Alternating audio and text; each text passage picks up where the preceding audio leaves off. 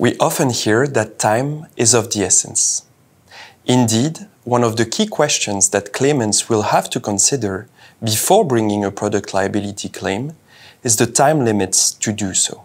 The new Product Liability Directive sets out both a limitation period and an expiry period for product liability claims. Let's start with the limitation period.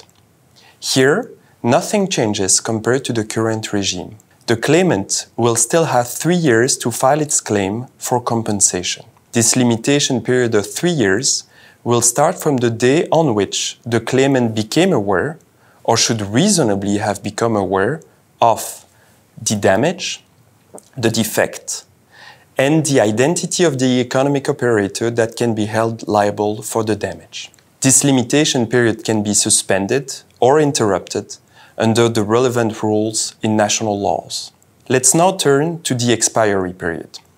The default rule is that claimants will no longer be able to bring a claim for compensation 10 years after that the defective product was placed on the market or put into service. In the case of substantially modified products, those 10 years will start on the date on which the product was made available on the market or put into service after that substantial modification.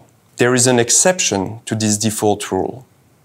If the claimant has not been able to file its claim within the 10 years expiry period because the symptoms of his or her damage were slow to emerge according to medical evidence, then the expiry period is extended to 25 years. This extension of the expiry period is a significant change compared to the current product liability regime.